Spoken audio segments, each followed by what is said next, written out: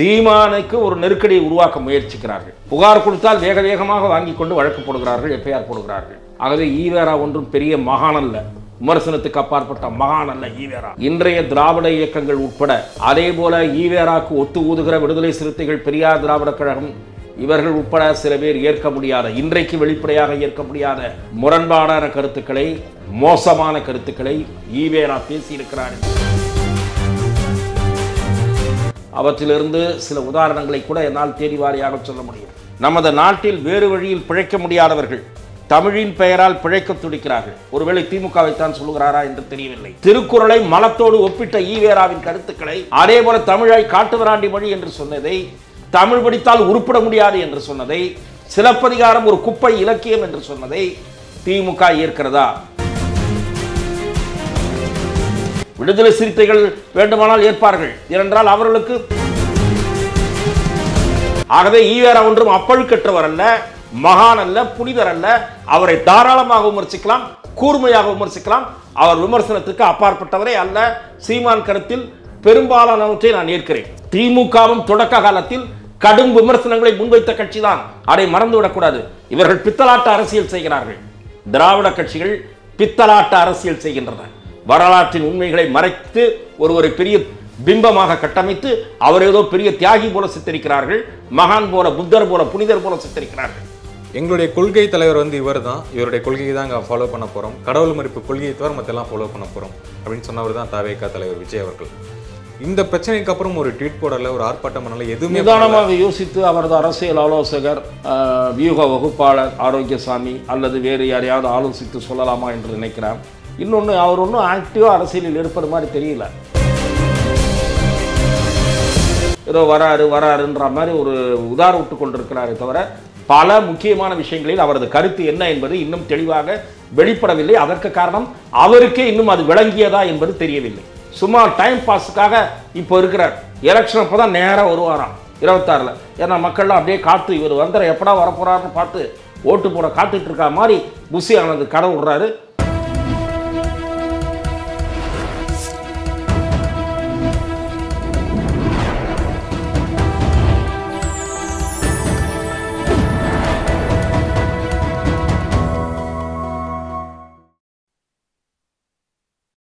Channel 5 தமிழர்களுக்கு வணக்கம். இன்றைய நேர்காணலில் நம்முடன் இணைந்திருப்பவர் மூத்த பத்திரிகையாளர் திரு துக்ளக் ரமேஷ் அவர்கள். வணக்கம் சார். வணக்கம் சார். சீமானுடைய சர்ச்சை கருத்து, அதுக்கு பல எதிர்வினைகள் உண்டாகிட்டு இருக்கு. 61 காவல் நிலையங்களில் வழக்கு பதிவு செஞ்சுருக்காங்க, கார் கண்ணாடி உடைப்பு. இந்த கருத்துக்கு உங்களுடைய கருத்து என்ன சார்? நீங்கள் கூறுவது நாம் தமிழர் கட்சியின் ஒருங்கிணைப்பாளர் திரு சீமான் அவர்கள் ஈவேரா அவர்களை பற்றி தெரிவித்த கருத்துக்கள், அதற்காக அங்கே எதிர்த்தரப்பிலே போராட்டம் நடத்துவது அல்லது வழக்குகளுக்கு புகார் கொடுப்பது என்று கடந்த 2 நாட்களாக பரபரப்பாக செய்திகள் வெளிவிட்டு கொண்டிருக்கின்றன. என்னை பொறுத்தவரை நாம் தமிழர் கட்சியினுடைய சீமான் அவர்கள் பேச்சில் அல்லது பேட்டியின் ஒரு பகுதியை நான் முழுமையாக பார்த்தேன். நான் பார்த்தவரை ஆட்சேபகரமாக எதுவும் பேசவில்லை. ஈவேரா பல காலகட்டங்களில் என்னென்ன பேசினார் இல்லது அவர் குறித்து என்ன விமர்சனம் இருக்கிறதோ அதை அவர் வெளிப்படுத்தி இருக்கிறார். இன்னொன்று, பெரியார் ஈவேராவை பற்றி யாருமே எதுவுமே குறையாக சொல்லக்கூடாது என்கிற கருத்தையே அடியோடு நான் நிராகரிக்கிறேன். ஈவேரா விமர்சனத்துக்கு அப்பாற்பட்டவர் அல்ல. இந்த நாட்டின் சுதந்திரத்திற்கு, விடுதலைக்கு பாடுபட்டு அகிம்சை வழியில் போராட்டம் நடத்தி விடுதலை பெறுவதற்கு முன்னோடியாக இருந்த தேசப்பிதா என்று போற்றப்படுகிற உத்தமர் காந்தியடிகளை பற்றியே விமர்சனங்களை கடந்த காலங்களிலே செய்திருக்கிறார்கள். நேரு அவர்களை பற்றி விமர்சனம் இருக்கிறது. ஆகவே ஈவேரா ஒன்றும் பெரிய மகான் அல்ல, விமர்சனத்துக்கு அப்பாற்பட்ட மகான் அல்ல ஈவேரா. அவர் நிறைய குழப்பமான கருத்துக்களை பல சமயங்களில் பேசியிருக்கிறார். இன்றைய திராவிட இயக்கங்கள் உட்பட அதே போல ஈவேராக்கு ஒத்து ஊதுகிற விடுதலை சிறுத்தைகள், பெரியார் திராவிட கழகம் இவர்கள் உட்பட சில பேர் ஏற்க முடியாத, இன்றைக்கு வெளிப்படையாக ஏற்க முடியாத முரண்பாடான கருத்துக்களை, மோசமான கருத்துக்களை ஈவேரா பேசியிருக்கிறார். வரலாற்றின் பக்கங்களில் இருந்து அழிக்க முடியாத பேருண்மை அச்சாகி இருக்கிறது. ஆங்கிலத்திலே சொல்வார்கள் everything in black and white என்று. பிரிண்ட் ஆகி இருக்கிற விஷயம், அதுவும் அவர்களுடைய ஊதுகுழலாக இருக்கிற விடுதலை பத்திரிகையிலே தேதிவாரியாக. ஆகவே ஈவேராவுடைய அத்தகைய பேச்சுக்களை நாங்கள் துக்ளக்கிலே சில பல ஆண்டுகளுக்கு முன் 3-4 வாரங்கள் தொடர்ச்சியாக வெளியிட்டோம். அவற்றிலிருந்து சில உதாரணங்களை கூட என்னால் தேடி வாரியாக சொல்ல முடியும். தமிழை அவர் எவ்வளவு மோசமாக பேசியிருக்கிறார், தமிழ் இலக்கியங்களை புலவர்களை எவ்வளவு மோசமாக பேசியிருக்கிறார், சிலப்பதிகாரத்தை ஒரு குப்பை இலக்கியம் என்று சொல்லியிருக்கிறார், கண்ணகி மடப்பெண் என்று சொல்லியிருக்கிறார், அவர் மதுரையை எரித்தார், அது எப்படி எரித்தார் என்பதெல்லாம் கட்டுக்கதை என்பது போல பேசியிருக்கிறார். ஆகவே அதைவிட நமது நாட்டில் வேறு வழியில் பிழைக்க முடியாதவர்கள் தமிழின் பெயரால் பிழைக்க துடிக்கிறார்கள். ஒருவேளை திமுகவைத்தான் சொல்லுகிறாரா என்று தெரியவில்லை. அவர்கள் துடிதுடிப்பு தான் தமிழை காக்க வேண்டும், தமிழுக்கு உழைப்பேன், தமிழுக்காக உயர் விடுவேன், இதெல்லாம் யார் சொல்கிறா இப்போ என்பது போன்ற கூப்பாடுகள். இதில் மற்ற மக்கள் சிக்குண்டு ஏமாந்து போகக்கூடாது என்று ஈவேரா கூறியது விடுதலை 16/3/1967 வந்திருக்கிறது. இன்னொன்றும் அதற்கு முன்னால் ஒரு 20 ஆண்டுகளுக்கு முன்னால் அவர் சொல்லியிருக்கிறார், தமிழ் படித்தால் பிச்சை கூட கிடைக்காது, தமிழ் படித்து பிச்சை எடுப்பதை தவிர வேறு உயிர் வாழ ஒன்றுக்கும் பயன்படவில்லை என்பதோடு இதற்காக செலவு செய்த காலத்தை வேறு துறையில் செலவிட்டால் வாழ்வில் பயன் ஏற்பட்டிருக்கும் என்பதை 100 ஆண்டுகளுக்கு முன்பே தமிழ் கற்ற ஒரு அனுபவ புலவர் பாடியுள்ளார் அப்படின்னு அதுக்கு ஒரு 67லேருந்து ஒரு 40 வருஷத்துக்கு முன்னாடி பேசியிருக்கிறார். அதைவிட ஆங்கிலம்தான் முன்னேற்றத்துக்கு சிறந்த சாதனம் என்று மொழியும் அறிவும் என்ற நூலில் பேசியிருக்கிறார்.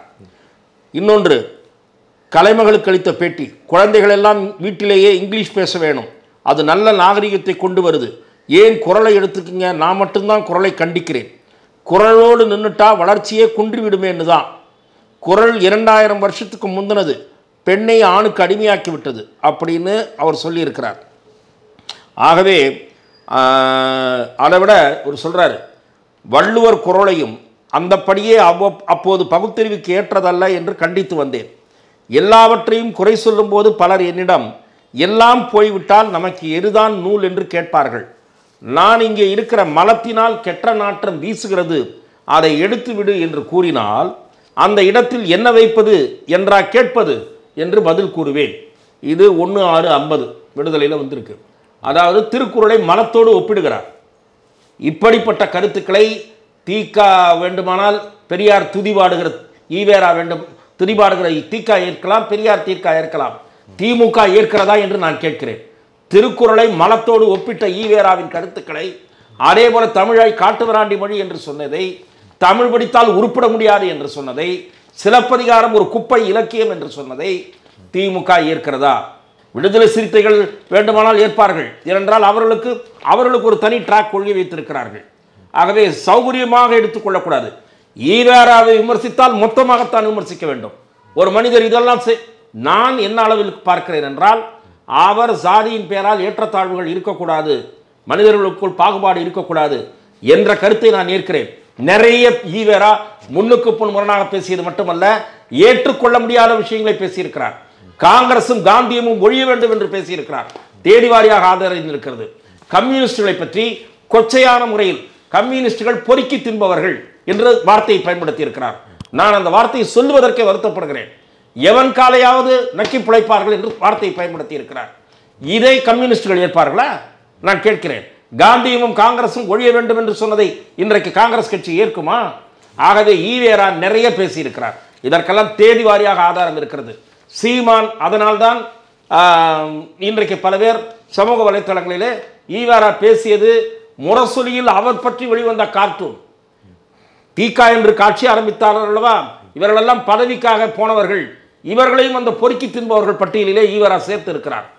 ஆகவே அவருடைய கடைசி பேச்சில் என்ன சொல்லி இருக்கிறார்? ஓட்டுக்காக என்ன வேணுமானாலும் செய்வார்கள் என்று பேசுகிறார்கள். கேவலமாக பேசியிருக்கிறார் திமுக காரர்களை. திமுக அதே போல முரசொலியில் ஈவேராவை காட்டமாக விமர்சித்து கார்ட்டூன்கள் போட்டிருக்கிறது. ஆகவே ஈவேரா ஒன்றும் அப்பழுக்கற்றவர் அல்ல, மகான் அல்ல, புனிதர் அல்ல. அவரை தாராளமாக விமர்சிக்கலாம், கூர்மையாக விமர்சிக்கலாம். அவர் விமர்சனத்துக்கு அப்பாற்பட்டவரே அல்ல. சீமான் கருத்தில் பெரும்பாலானவற்றை நான் ஏற்கிறேன். சீமான் கருத்தில் சொன்னது தாய் மகளுடன் உறவு வைத்துக் கொள்ளலாம் அப்படின்னு பெரியார் சொல்லியிருக்கான்னு சொன்னார். அதுக்கு ஆதாரம் இல்லைல்ல சார், அதுதானே கேட்குறாங்க. அதற்கு ஆதாரம் இருக்கிறதா இல்லையா என்று கூற வேண்டிய பொறுப்பில் இருப்பவர் சீமான். ஆகவே நான் கூறுகிற கருத்துக்களுக்கு நான் பொறுப்பேற்றுக் கொண்டு இப்போது நான் ஆகவே தான் நான் சொல்லுகிறேன், ஆதாரம் இல்லை என்றால் அவர் அதற்குரிய அது அவதூறாக இருக்குமானால் அதை அவர் சந்திக்க வேண்டும். அவர் எந்த தகவலின் அடிப்படையில் யார் சொல்லி அல்லது எந்த புத்தகத்தில் படித்து பேசினார் என்று தெரியாது. ஆனால் முரசொலியில் சில கார்ட்டூன்கள் எல்லாம் போட்டிருக்கிறார்கள். தாழ்த்தப்பட்ட சமூகத்தினருக்கு எதிராக பெரியார் இருந்தார் என்று சித்தரிக்கிற ஒரு கார்ட்டூன் இருக்கிறது. தாழ்த்தப்பட்ட சமூகத்தினர் ரவிக்கை அணிந்து கொள்வதை பற்றி விமர்சித்து அவர் கார்ட்டூன் முரசொலியிலே வெளிவந்திருக்கிறது. பள்ளுப்பறையன் என்ற வார்த்தையை பயன்படுத்தினார் பெரியார் என்று முரசொலி கார்ட்டூன் கூறுகிறது. ஆகவே ஈவேராவை பற்றி திமுகவும் தொடக்க காலத்தில் கடும் விமர்சனங்களை முன்வைத்த கட்சி தான். அதை மறந்துவிடக்கூடாது. இவர்கள் பித்தலாட்ட அரசியல் செய்கிறார்கள். திராவிட கட்சிகள் பித்தலாட்ட அரசியல் செய்கின்றன. வரலாற்றின் உண்மைகளை மறைத்து ஒருவரை பெரிய பிம்பமாக கட்டமைத்து அவர் ஏதோ பெரிய தியாகி போல சித்தரிக்கிறார்கள். மகான் போல, புத்தர் போல, புனிதர் போல சித்தரிக்கிறார்கள். அதுதான் இல்லை என்று சீமான் சொல்கிறார் அல்லவா, அந்த பகுதியை நான் முழுமையாக ஏற்கிறேன். நீங்கள் என்ன வள்ளலாரை விட பெரிய ஆளா? இந்த நாட்டுக்காக தன்னுடைய சொத்துக்களை எல்லாம் கப்பல் வாங்கி இந்த நாட்டுக்கு பெருமை சேர்த்த வஉசி செக்கெடுத்தார். சிறையில் கடுமையான நோயாளியாக சிறையில் இருந்து வெளியே வந்தார். அந்த செக்கெடுத்து செம்மலை விட இவர் என்ன பெரிய தியாகியா என்று சீமான் கேட்டதில் நான் முழுமையாக உடன்படுகிறேன். இப்போ அண்ணா யூனிவர்சிட்டி அந்த பல்கலைக்கழக மேட்ரு வந்து இப்போ டவுன் ஆகி இந்த விஷயம் கொஞ்சம் பெருசாகிடுச்சுல சார், அதை மறைக்கிறதுக்காக இது பண்ணுறாங்களா? நிச்சயமாக இந்த சர்ச்சை மூலம் அண்ணா பல்கலைக்கழக விவகாரம் கொஞ்சம் பின்னுக்கு போயிருக்கிறது. ஆனால் அது பின்னுக்கு போக முடியாது. மக்கள் மத்தியில் அது நினைவிருக்கும். ஏனென்றால் அவ்வப்போது இத்தகைய பாலியல் சீண்டல்கள் பெண்கள் சந்திக்க நேரிடுகிறது பொதுவெளிகளில். நிச்சயமாக இத்தகைய சட்டம் ஒழுங்கு பிரச்சனை, இது மாதிரியான பிரச்சனைகள், பெண்கள் சம்பந்தப்பட்ட பிரச்சனை ஏற்படுகிற போதெல்லாம் அண்ணா பல்கலைக்கழக மாணவி சம்பவம் நேர்ந்த கொடுமை நினைவுக்கு வரும். அது இதனால் பின்னுக்கு போகாது. அப்பப்போ ஒரு இஷ்யூ இந்த மாதிரி மேலே வரும். இப்போ திடீர்னு சீமான் இஷ்யூ மேலே வந்திருக்கிறது. இதற்கு முன்பு கூட ஒன்று வந்தது. ஆகவே கவர்னருக்கும் அரசுக்கும் இடையிலே ஏற்பட்ட சண்டை. கவர்னர் ஆளுநர் உரையை படிக்காமல் வெளியே போய்விட்டார். அதை வைத்து திமுக ஒரு நாள் நாடு முழுவதும் ஆர்ப்பாட்டம் நடத்தியது. என்ன ஆர்ப்பாட்டம் நடத்தணும்? அந்த ஆர்ப்பாட்டத்தின் நோக்கமே அண்ணா பல்கலைக்கழக விவகாரத்தை பேக் பர்னரில் தள்ளுவதுதான். திமுக சதி தானே அது? சதி என்று சொல்ல மாட்டேன், அது அரசியல். எதிர்க்கட்சிகள் போராட்டம் நடத்துவதை ஒடுக்குவதற்கு இந்த அரசு முயற்சித்தது. போராட்டம் நடத்துவதற்கு அனுமதியே அளிக்கவில்லை. எந்த கட்சியும் இப்போது முதலமைச்சர் சொல்லுகிறார், குறிப்பிட்ட இடங்களில் போராட்டம் நடத்த வேண்டும், அனுமதி கேட்டால் வழங்கப்படுகிறது என்று. எதிர்த்தரப்பினரை கேட்டால் அனுமதி கேட்டால் வழங்கப்படுவதில்லை என்று சொல்கிறார்கள். திமுகவுக்கு மட்டும் டக்குன்னு 8 ஹவரில் பர்மிஷன் கிடைச்சிருது. முதல் நாள் மத்தியானம் பர்மிஷன் கேட்குறாங்க, அடுத்த நாள் காலையில் ஆர்ப்பாட்டம். என்ன வேணாலும் கவர்னரை வாய்க்கு வந்தபடி விமர்சனம் பண்ணலாம். தயாநிதி மாறன் என்பவர் மத்திய அமைச்சராக இருந்தவர், நாடாளுமன்ற உறுப்பினராக இருப்பவர், பொறுமையிலே பொறுப்பற்ற முறையிலே தெரு பேச்சாளர்களைப் போல நாளாந்தரமாக கவர்னரை விமர்சித்திருக்கிறார். ஆகவே இப்படியெல்லாம் கடந்த காலத்தில் எமர்ஜென்சிக்கு முன்னால் காங்கிரஸை பற்றியும் திருமதி இந்திரா காந்தியை பற்றியும் மோசமாக விமர்சித்ததற்குத்தான் மிசாவிலே கொடுக்க வேண்டியதெல்லாம் கொடுத்து இவர்களை வெளியே அனுப்பினார்கள். ஆகவே இப்போது தயாநிதி மாறன் மறுபடியும் அதிகார திமிரில் பேசியிருக்கிறார் கவர்னரை பற்றி. கவர்னர் இவர்களுடைய ஜாதகத்தை எல்லாம் டெல்லிக்கு அனுப்புகிறார். அவ்வப்போது அந்த அனுப்புகிற காரணத்தினால் சில நடவடிக்கைகள் இங்கே பாய்கின்றன. அதுவும் இவர்கள் ஆத்திரத்திற்கு ஒரு காரணம். ஆகவே எதிர்த்தரப்புக்கு அனுமதி மறுக்கப்பட்டது, ஆளுங்கட்சி போராட்டம் நடத்தியது. அந்த நோக்கம் அண்ணா பல்கலைக்கழக விவகாரத்தை பின்னுக்கு தள்ளுவது. ஆனால் அது பின்னுக்கு தள்ள முடியாது. அதே போலதான் சீமான் எழுப்பியிருக்கிற சர்ச்சை வரவேற்கக்கூடிய சர்ச்சை. ஆனால் அதன் காரணமாக ஓரிரு நாட்கள், 2-3 நாட்கள், ஒரு வாரம் இந்த செய்தி இருக்கலாமே தவிர அண்ணா பல்கலைக்கழக சம்பவம் என்பது இருட்டடிப்பு செய்ய முடியாதது. இந்த விஷயத்தை தொடர்ந்து அண்ணாமலை அவர்களும் ஒரு ப்ரெஸ் மீட் கொடுத்தாரு. அதுலேயே வந்து நான் சீமான் அண்ணன் பேசினதுக்கு வந்து நான் ஆதரவு சொல்கிறேன் அப்படிமா சொன்னாங்க. இதுலேருந்து என்ன வருது அப்படின்னா, நாம் தமிழர் கட்சி பாஜக ஒரு கள்ள கூட்டணி அப்படின்னு விமர்சனங்களை வர ஆரம்பிச்சிருச்சு. அது எப்போதும் அந்த மாதிரி உடனடியாக இப்படி ஒரு விமர்சனம் செய்வது அல்லது பாஜகவுக்கு ஒரு கருத்து, ஒரு கூறுகிற கருத்து பாஜகவுக்கு ஆதரவாக அமையும் என்றால் அவருக்கு சங்கி என்ற முத்திரை குத்துவது, இது திமுக கடைபிடிக்கிற கைவந்த கலை. அவர்களுக்கு பார்த்து முத்திரை குத்தியில் அவர்களை பார்த்து எழுப்பப்பட்ட கேள்விக்கு இன்று வரை பதில் சொல்ல முடியாமல் முழிக்கிறார்களே. தபால் தலை நாணயம், கலைஞர் உருவத்து நாணயத்துக்கு எதற்காக நீங்கள் மத்திய அமைச்சர் ராஜ்நாத் சிங்கை அழைத்தீர்கள்? சரி, ராஜ்நாத் சிங் மத்திய அரசு தபால் தலை வெளியிட்டது, அதனால் அழித்தோம் என்று ஒரு விளக்கத்தை திமுக கொடுத்தது. ஏன் அந்த விழாவுக்கு மல்லிகார்ஜுன கார்கே அழைக்கக்கூடாது என்று ஏதாவது புரோட்டோகால் இருக்கிறதா? ஏன் அழைக்கவில்லை? அப்போ திமுகவுக்கும் பிஜேபிக்கும் கள்ள கூட்டணியா? அதனால்தான் உங்கள் மீதான வழக்குகள் ஸ்லோவாக போகிறதா என்று அவர்கள் கேட்கிறார்கள். ஆகவே இந்த கள்ள கூட்டணி டயலாக் ரொம்ப புளித்து போன டயலாக். அதிமுகவை பார்த்து கள்ள கூட்டணின்றது, சீமானை பார்த்து கள்ள கூட்டணின்றது இதெல்லாம் கிடையாது. சீமானுக்கு ஒரு நெருக்கடியை உருவாக்க முயற்சிக்கிறார்கள். புகார் கொடுத்தால் வேகமாக வாங்கி கொண்டு வழக்கு போடுகிறார்கள், எஃப்ஐஆர் போடுகிறார்கள். ஆகவே அண்ணாமலை என்ன சொன்னார், ஈவேரா ஒன்றும் விமர்சனத்துக்கு அப்பாற்பட்டவர் அல்ல. இவர் அந்த மாதிரி நிறைய பேசியிருக்கிறார். தேவைப்பட்டால் நானும் ஆதாரம் தருகிறேன் என்கிறார். இதை நானும் சொன்னேன். இந்த மாதிரி சில ஆதாரங்கள் பல பேரிடம் இருக்கக்கூடும். விடுதலையில் வந்த செய்திகள் தான் இவையெல்லாம். அதை விட சீமான் கேட்டிருக்காரு, மொத்த பெரியார் கூறிய கருத்துக்கள் புத்தகம்லாம் இவங்க தான் ரைட்ஸ் வச்சுருக்காங்க. யார்? தீகா. அதை நாட்டுக்கு கொடுத்துருங்க, நான் அதுலேருந்து நிறைய எடுத்து அவர் பேசுனதெல்லாம் வெளியே விடுறேன் வண்டவாளத்தை அப்படின்னு சீமான் சொல்லியிருக்கார். அதற்கும் இந்த அரசு உரிய நடவடிக்கை எடுத்தால் சிறப்பாக இருக்கும். ஒருவேளை அந்த கருத்து இருக்கனால தான் அந்த ரைட்ஸை வந்து வெளியிட மாட்டாங்களா சார்? தெரியல. அந்த சந்தேகம் பொதுவெளியில் எழும், நிச்சயமாக எழும். இப்போது சீமான் கேட்பதன் மூலம் இந்த சந்தேகம் மிக பலருக்கு எழும். எங்களுடைய கொள்கை தலைவர் வந்து இவர் தான், இவருடைய கொள்கையை தான் அங்கே ஃபாலோ பண்ண போகிறோம், கடவுள் மறுப்பு கொள்கையை தவிர மற்றெல்லாம் ஃபாலோ பண்ண போகிறோம் அப்படின்னு சொன்னவர் தான் தவேகா தலைவர் விஜய் அவர்கள். இந்த பிரச்சனைக்கு அப்புறம் ஒரு ட்வீட் போடல, ஒரு ஆர்ப்பாட்டம் பண்ணல, எதுவுமே நிதானமாக யோசித்து அவரது அரசியல் ஆலோசகர், வியூக வகுப்பாளர் ஆரோக்கியசாமி அல்லது வேறு யாரையாவது ஆலோசித்து சொல்லலாமா என்று நினைக்கிறான். இன்னொன்று, அவர் ஒன்றும் ஆக்டிவாக அரசியலில் இருப்பது மாதிரி தெரியல. அவர் கட்சி ஆரம்பித்தார், மாநாடு போட்டார், அவ்வளோதான். பனையூரில் அதுக்கு பிறகு ஒரு கூட்டம் போட்டார். அவர் ஒன்றும் ஆக்டிவ் அரசியல்வாதியாக இன்னும் களமிறங்கவில்லை. கட்சி ஆரம்பித்தா ஆக்டிவ் அரசியல் பண்ணணும். ஆக்டிவ் அரசியலாகவே இல்லை, சீரியஸ் பாலிட்டிஷியனாக அவர் இன்னும் இறங்கவில்லை. ஆனால் ஒரு பிம்பத்தை மட்டும் கட்டமைத்து கொண்டிருக்கிறார். ஏதோ வராருன்ற மாதிரி ஒரு உதார விட்டு கொண்டிருக்கிறாரே தவிர பல முக்கியமான விஷயங்களில் அவரது கருத்து என்ன என்பது இன்னும் தெளிவாக வெளிப்படவில்லை. அதற்கு காரணம் அவருக்கே இன்னும் அது விளங்கியதா என்பது தெரியவில்லை. இன்னொருத்தர் சொல்லி தான் அவர் பேசுகிறார் அப்படிங்கிறது இல்லையா? நிச்சயமாக புதிதாக கட்சி ஆரம்பிக்கிறவர் யாராக இருந்தாலும் சில ஆலோசனைகளை பெற்றுதான் செயல்பட வேண்டும். இவருக்கு பின்னால் அந்த ஆலோசனையை கூறுகிறவர் யார் என்று தெரியவில்லை. ஆனால் அரசியலை அவர் சீரியஸாக எடுத்துக்கொண்ட மாதிரியே தெரியவில்லை. சும்மா டைம் பாஸுக்காக இப்போ இருக்கிறார். எலெக்ஷன் அப்போ தான் நேராக வருவாராம் 26. ஏன்னா மக்கள்லாம் அப்படியே காத்து இவர் வந்துற எப்படா வரப்போறாருன்னு பார்த்து ஓட்டு போட காத்துட்டு இருக்கா மாதிரி புஷி ஆனது கடை விடுறாரு. கட்சிக்காரங்க நம்பலாம். ஆனால் அவர் சீரியஸாக பேசவில்லை என்பதுதான் உண்மை.